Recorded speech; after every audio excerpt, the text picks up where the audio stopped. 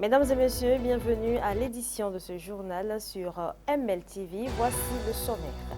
Le Conseil économique et social a rassemblé différents acteurs de Cotonou dans le cadre de sa tournée nationale de sensibilisation contre les infractions à raison de sexe ce lundi. Le reportage est à suivre dans un instant. Romuald Wadani, ministre d'État chargé de l'économie et des finances, est désigné par les deux plus grands partis de la mouvance présidentielle pour porter les couleurs de la majorité lors de la présidentielle du 12 avril 2026. Dr Betenkovi salue tout de même le choix opéré. Pour finir, les aspirants au métier d'enseignement, par la voix du porte-parole de la FENACES-BIB, appellent le président de la République à statuer sur leur situation avant le lancement officiel des activités académiques pour la nouvelle année scolaire. À suivre dans ce journal, c'est tout pour le sommaire.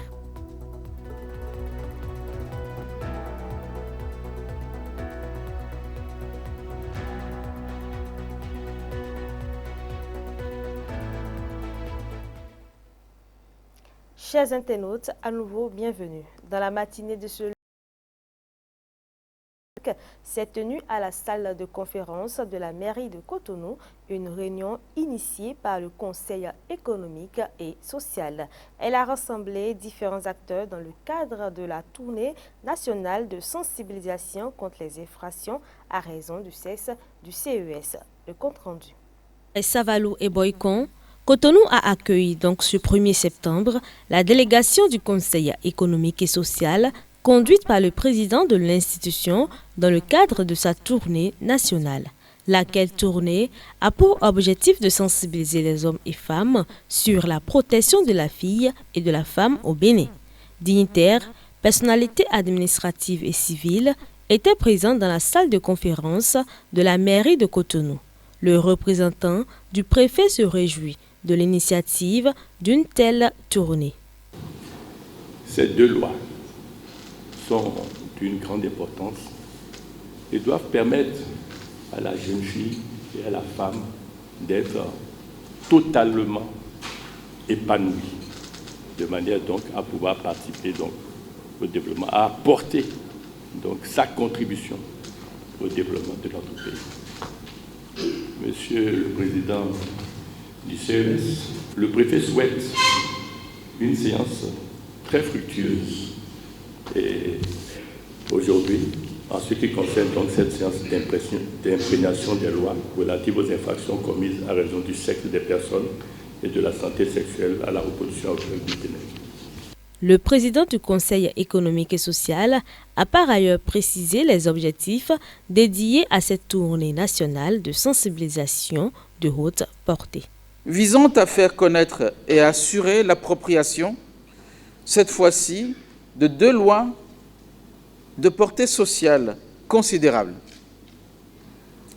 Il s'agit bien entendu de la loi numéro 2021-11 du 20 décembre 2021 et de la loi numéro 2021-12 du 20 décembre 2021 également, portant respectivement sur les infractions commises à raison du sexe des personnes et sur la santé et de la reproduction en République du Bénin.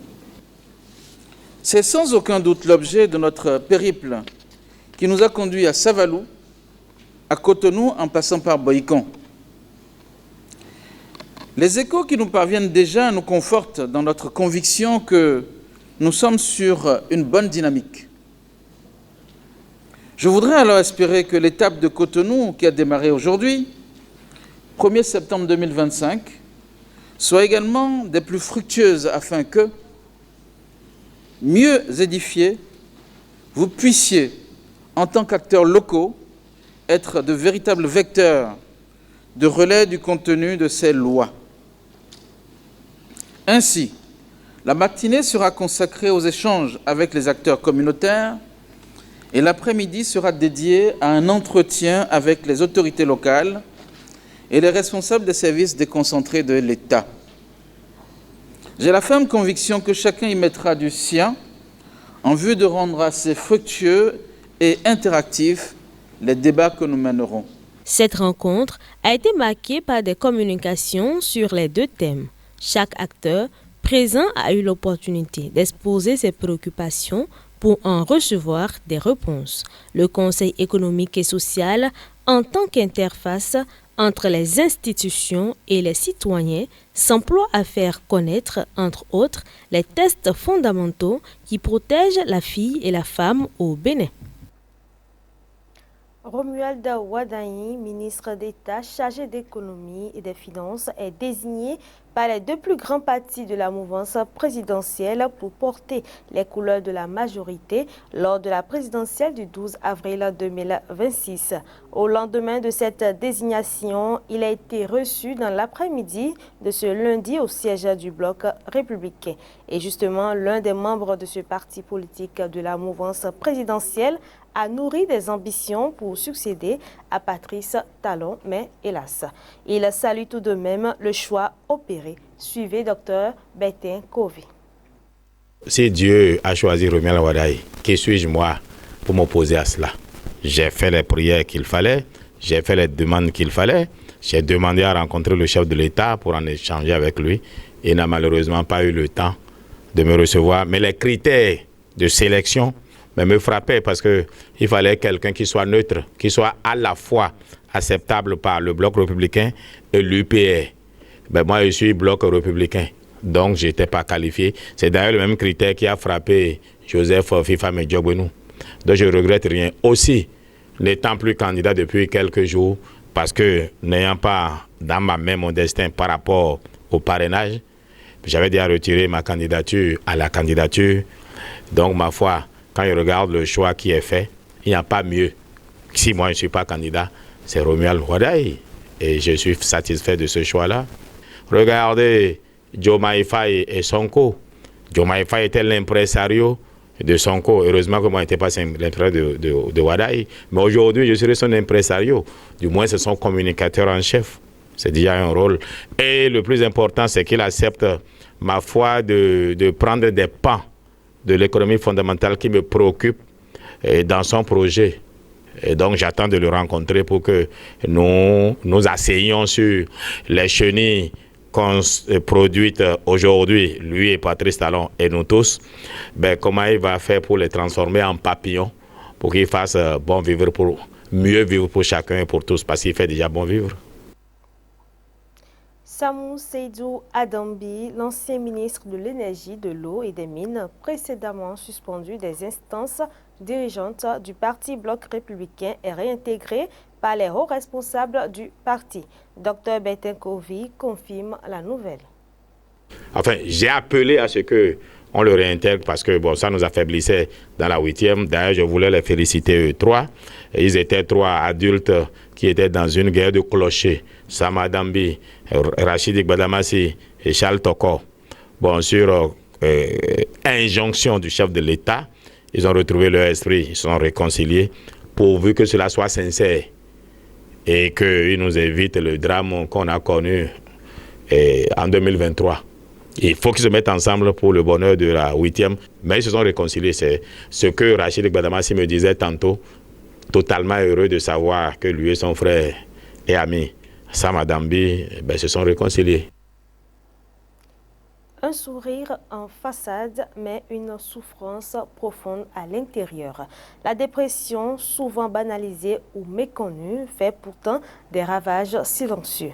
Et derrière chaque silence, il peut y avoir une douleur que l'on n'imagine pas. Entre signes avant-couleurs, stratégie de prise en charge et sensibilisation, ce reportage de Sabine Kipadé et Toussaint Poussa nous plonge au cœur d'un mal qui nous conduit au suicide. La dépression, souvent silencieuse, continue de ronger des milliers de vies. Non prise en charge à temps, elle peut conduire au pire, le suicide. Mais comment reconnaître les signaux d'alerte et accompagner ceux qui en souffrent? La dépression est une maladie psychique, ça fait partie des maladies mentales. Et les premiers signes sont les humeurs dépressives, c'est-à-dire une profonde tristesse qu'on n'arrive pas à expliquer et une perte d'intérêt pour des activités autrefois agréables qu'on aimait faire, on n'a plus du tout d'intérêt à faire ces activités-là. Ça se présente par les difficultés à s'endormir, des troubles de sommeil, des troubles alimentaires ou par un sentiment profond de culpabilité. La personne a du mal à prendre des décisions, à aller de l'avant. Nous avons aussi des symptômes cognitifs comme perte de concentration, des difficultés à retenir, des difficultés à être présent dans ce que la personne fait, et des troubles de mémoire fréquents. Agir, c'est d'abord écouter, mais c'est aussi proposer un suivi médical et psychologique. Car la dépression n'est pas une fatalité. Il existe des moyens pour en sortir. En psychothérapie, les psychologues vont faire la thérapie de soutien, qui consiste à écouter la personne, à dédramatiser, parce que c'est ce qui fait la souffrance, c'est l'importance qu'on trouve aux événements qu'on traverse. Donc à dédramatiser la situation et à trouver des moyens pour pouvoir s'en sortir et donner autre sens à sa vie. Quand on souffre de la dépression, nous avons des idées dépressives, nous avons des idées dévalorisantes. La personne peut se dévaloriser, faible estime de soi ou des pensées négatives. Et dans ce cas, il faut faire une thérapie cognitivo-comportementale. Aider la personne à évacuer, à parler de ses idées qui le persécutent. Et à travers ces idées, on peut améliorer un peu son processus, sa manière de percevoir les choses. Et dans ce cas, il va pouvoir travailler sur ses cognitions, sur ses pensées et trouver des pensées adaptées aux situations. Il ne va plus se dévaloriser, il ne va plus se dénigrer. Les sentiments de culpabilité vont disparaître. Il aura un moyen de donner sens à sa vie et de reprendre ses activités ou le courant de sa vie normalement. Cependant, dans nos sociétés, parler de santé mentale reste un tabou, une barrière qui isole davantage les malades. On peut faire des sensibilisations dans les journaux, télévisés, la presse écrite pour sensibiliser, pour parler de ça. On peut faire aussi des mobilisations dans les écoles, les universités pour pouvoir informer les jeunes de ce que c'est que la maladie mentale, quels sont les types de maladies mentales et comment on peut prendre en charge cette maladie-là. On peut passer aussi dans les marchés, les entreprises pour pouvoir parler, sensibiliser de ça. Plus on parle de ça, on sensibilise, plus les gens sont informés, parce que s'ils ne sont pas bien informés, ils ne vont pas pouvoir porter l'information qu'il faut, ils ne sauront pas comment prendre en charge et la stigmatisation va continuer tout le temps. C'est une maladie comme toute autre maladie et il y a les moyens pour guérir la maladie, moyens médicamenteux, il y a les psychothérapies, des activités de groupe, des activités sociales qu'on peut mettre en place pour aider la personne à s'en sortir. La dépression n'est pas une faiblesse, mais une maladie. Et face à elle, le silence n'est jamais une solution. Prévenir, accompagner, sensibiliser, c'est ainsi que l'on sauve des vies. Encore une dizaine de jours et les acteurs de l'école vont retrouver le chemin des classes avant donc le lancement officiel des activités académiques pour la nouvelle année scolaire. Les aspirants au métier d'enseignement par la voix du porte-parole de la FENESPIB appellent le président de la République à statuer sur leur situation. Suivez ici Ferdinand Misséhon, porte-parole de la FENASIB, au micro de Romuald Moui et Espoir Bougbano. Au-delà du quota horaire hebdomadaire écrasant, imposé au mépris des tests, le véritable problème que nous avons aujourd'hui est celui du statut et de la carrière. Ceux qui avaient 23 ans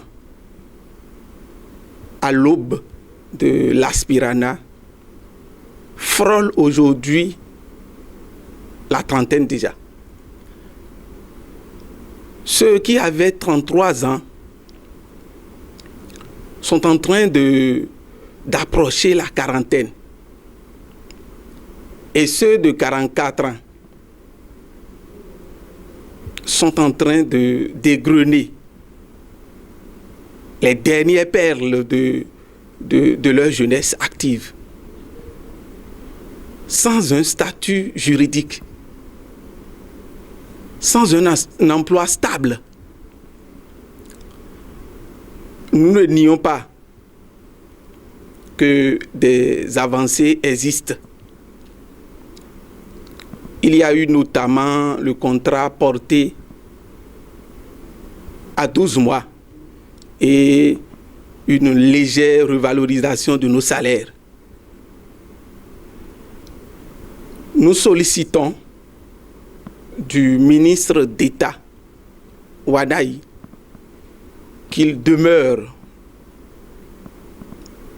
notre relais auprès du chef de l'État afin que le plus grand nombre d'AME soit reversé avant la prochaine rentrée scolaire. On nous a toujours dit que le reversement est en cours, mais nous sommes fatigués. Nous sommes sincèrement et réellement fatigués des promesses non tenues. Ce que nous ne voudrions pas entendre est le nombre de 3000 d'AME à reverser selon les propos du porte-parole du gouvernement. Limiter ce reversement ou le reversement à ce nombre constituerait une injustice profonde qui laisserait les non reversés dans un état d'esprit démotivé pour donc la poursuite de leur mission. Nous sommes à peu près 32 000 AME en fonction actuellement. C'est tout pour l'édition de ce journal chez internautes de MLTV. Merci de nous avoir suivis. Et n'oubliez pas de vous abonner et appuyer la cloche de notification pour ne rien rater de nos prochaines informations.